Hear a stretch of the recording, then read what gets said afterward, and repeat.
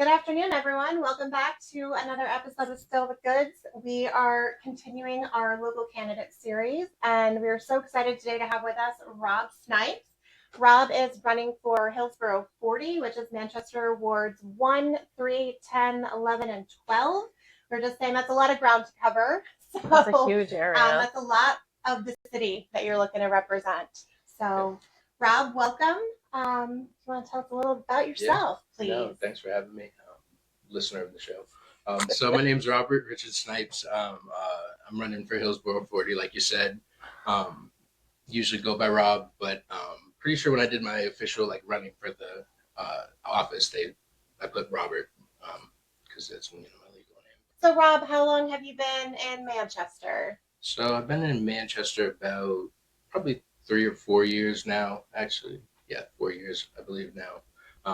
But my family's longtime residents of New Hampshire. My mom was in the military, so we moved around a bit, but we were always back in New Hampshire, Milford specifically. But okay, all right. So what made you decide to run this term?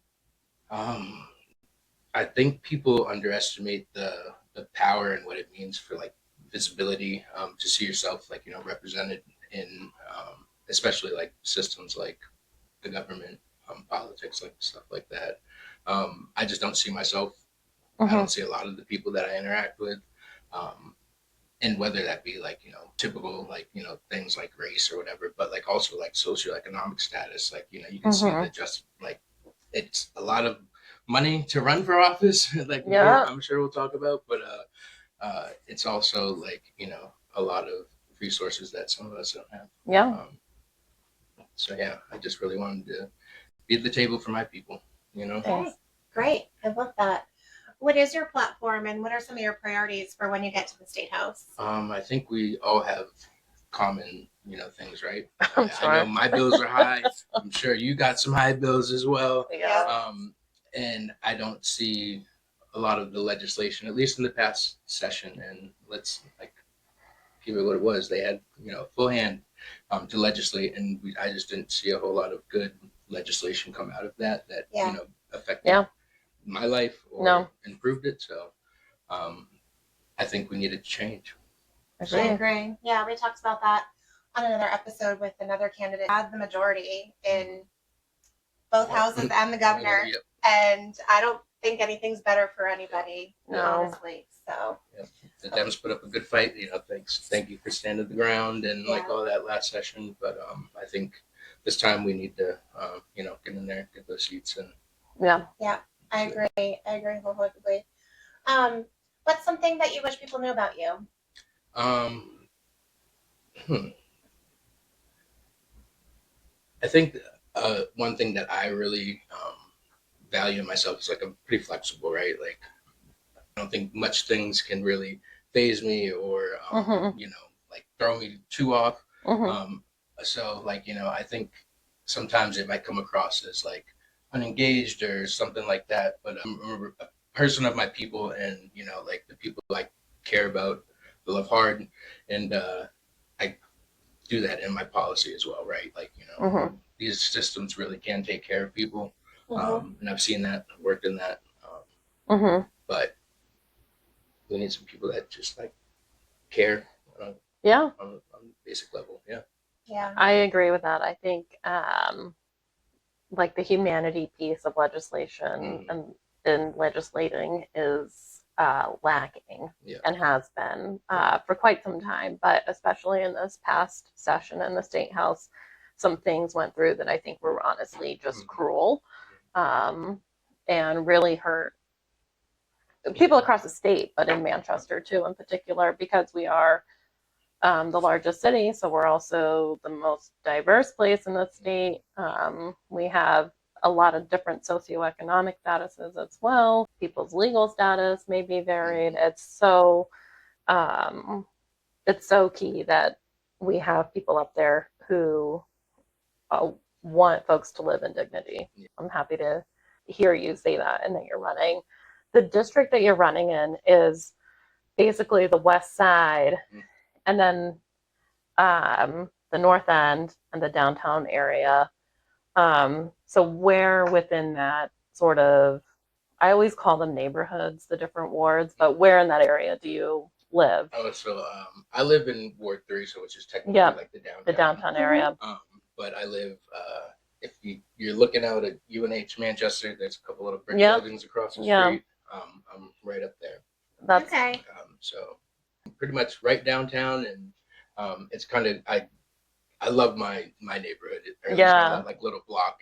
It's really cool to see because I've been working from home yeah. past few weeks because our building burnt down a few months ago, and so it's been weird like being home. I'm so glad we got a new space because I've gone a little stir crazy, I think. But I have like plants everywhere on my patio, Yeah. and just like all these little projects going on just to like keep me sane. But yeah. I love it. It's a cool little place.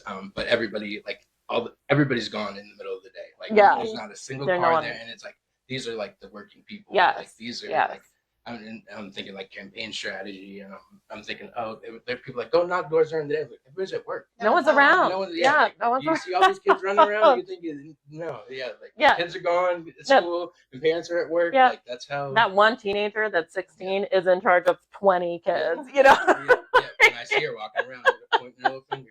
Yeah, right. She runs a tight ship. She does. They're very safe. Nobody worry. I'm jealous a little bit because I have said to Jimmy, so we bought our house here in 2016, and we were living. So my husband was in the military, and I actually was also a military brat growing up. I don't know if you knew that. My dad was in the Air Force, and that's how we ended up here with Hanscom. Oh, that makes sense. But when we lived, my husband was stationed in Hawaii. We lived off base in a little apartment, a little ground floor apartment, open up to the outside. We had no yard. Yeah.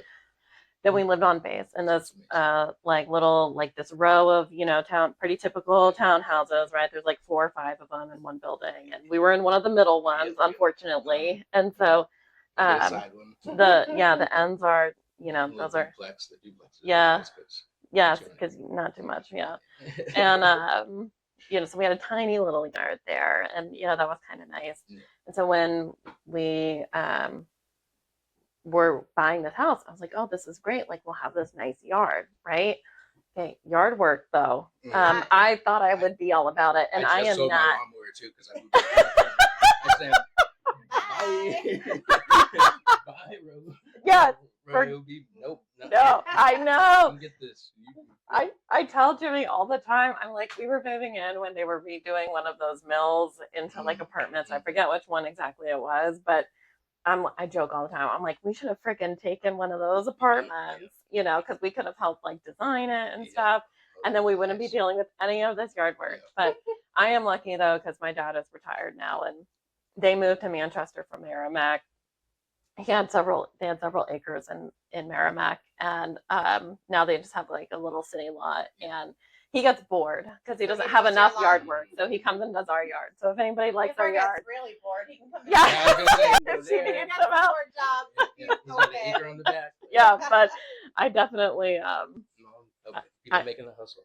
Yeah, I'm jealous of where you live. That's such a good area too. Yeah, right downtown and stuff. It's sweet. It's nice to walk. You can go walk to Mocha Pod or whatever. Yeah, absolutely. Yes. I like their new space too. Yep. So Rob, do you have a primary coming up? Yes, we do. And we have talk to us about that.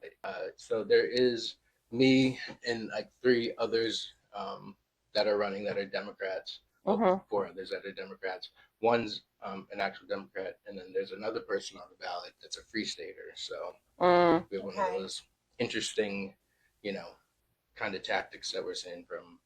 Do you remember their name? So Holmes is the free stater, and Bernier Leo is the other Democrat. The other Democrat that's running. We're trying to name drop the free staters that are running as Democrats whenever possible, so that we can make people aware of them.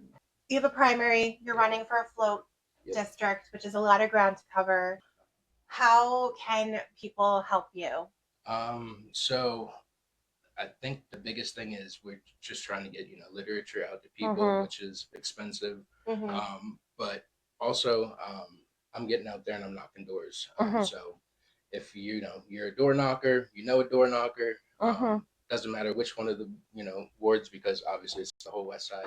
Yeah. Like I just plan to go walk around and then we'll be done, right? I'm really up to that. People see me, like, stop me. They're like, "Oh, I saw your name," and I was like, "Oh, cool. What's your biggest issue?" Like that. And then just like tell a friend, right? Yes. All my stuff is Rob 4NH, so it's the number 4. So everything's also accessible online. I feel like that's another easy way for people to kind of share information. So money and time and share. Tell your friends so they can find out how to contribute to you on your website, Rob for New Hampshire. RobForN8.com. What's anything else you want to say to our listeners here while you've got the time? Like I was saying in the beginning, like visibility is important. I just feel like a lot of people in this time are really looking for not someone, well, probably someone, but I think just like a general being of like, wellness. So I really just want that for like this campaign. I'm very grateful for this process. It's interesting, and just looking forward to riding the journey with everybody. So yeah, I'm grateful to you for being engaged and for like just being willing to put yourself out there. It's not an easy thing to put yourself in front of people across multiple parts of town. Right? It's one thing if it's kind of like your neighborhood and you kind of know people a little bit. But to be willing to say, okay, not only do I care about my neighborhood, but I care about the city as a whole. So what can I do to help affect the most people? And you're running in a flotarial. So you're running in 1, 3, and then the West Side, 10, 11, 12. So different. And how do you navigate that? Like, what have you heard either from some of the folks who have run and represented this area before, or like just what are you finding out about the different needs of the different parts of town that you're working to represent? It's interesting. Like, I feel like I'm a very adaptable person who's like being like military. Like, I feel like, you're always somewhere else. And I think even just within my own family, the stratification of people that like my dad has a lot of kids. We have like 13 or 14 of us. Wow. And just like vastly different. So like my whole life has been like kind of been about not like bridging the gap, but just like, I don't know, understanding where people are at, taking people for who they are. But it's something that I see like as a benefit for me running in a flute, because like, I feel like I'm very good at explaining Uncle Joe that like, this is what this means. This is how it's going to affect your healthcare. And people really appreciate that. And I think a lot of people don't take the time to do it. So it's very true. I like that. The flute, what I'm noticing is everybody's saying everything's too expensive. And I agree. My bills are way too high. Costs like rent's astronomical. It's insane. Yeah. Well, and there's a lot of renters in those areas where you're running. I think in particular in 11, 12, and 3, a lot of renters. 10 and 1, maybe some, but like primarily those are single family homes. I might be wrong, but yeah, I mean, and being a did you just say that you rent? Yeah. So being a renter yourself too will bring a really different voice to Concord, because a lot of those folks, they're homeowners. And even some of us like young millennials, homeowners. Yeah. No. And we got, Christina and I say this all the time, we got very lucky at the time when we bought, because we were just like Jimmy and I, we were in our we were renting a small house, like we called it the cottage. It was very, very small, no bigger than an apartment, in Hooksett. And it was nice. And we would have honestly stayed longer had they not raised our rent. And they wanted to charge us a few extra sort of random fees. And at the time with mortgages and stuff, it was getting to be about the same. And so we took that leap, and we were very, very lucky. So I definitely do not take that for granted, because otherwise we would be probably not in a position unsimilar to yours, where we would be paying sort of an astronomical rate for rent. But it's so important though that people hear that other perspective, And your voice could really contribute something more to the discussion that's happening in Concord than what's happening right now, for sure, because it's a lot of property owners, and on top of that, a lot of landlords. And they have a very different perspective. And I've lived that my life, right? Like, just the reason why I'm living where I'm living now is because, like, I had a really, like, not great landlord experience. So, like, being the renter, like, a lot of that burden's also pushed back on you to, like, have to, like, seek out, place that or do. So, very frustrating. Because especially, like you said, those discussions in Concord are usually not renters. So I'm excited to see some younger working class folks running, and I'm going to be positive and say serving in the State House. I know we've got a couple in Manchester, and I'm really excited about that. I think we need that. Yes. We need to start phasing some out. Like, well, life is different than it was when they were our age. And it's going to be different. Yeah. I'm like, you're not going to outlive this policy. Right. I mean, that is such a good point. I feel like so many of our lawmakers, this could be for the federal as like well, across the board. they're passing all these laws that they don't have to live with the results of. And it's scary as a young person, and it's scary as a parent to see what's coming and to know that you have to deal with that. So thank you for running. Thank you for stepping up. I know it's a big. Actually, like, wouldn't be without, like, this one of the she is Trinity. Her, Jason Bonilla. Those are, like, also two people that really, are, you got to shelter your elders. I mean, not too much elderly than me, but Jason didn't agree with that. Not the right, but I felt the support, and it's get our people in office and yes, absolutely, get some of this stuff that's been this out. 100%. Okay, so we've been ending on a not serious question here. So, is cereal a soup? Cereal is a no. No. It is because the ingredients used. The ingredients. Well, it would be like a matzo ball. That's like the closest. Like, that's the closest thing equivalent to it, but I think matzo balls are even a little bit more meaty than. Matzo ball is more like a dumpling in my mind. Yeah. Okay. So cereal, not a soup. Okay. But if it was, maybe that's what it is. Because, like. Yeah. See, I would think for soup, it's gotta have time for all the flavors to marry, and cereal, it's not really. Well, and soup, I think, is hot.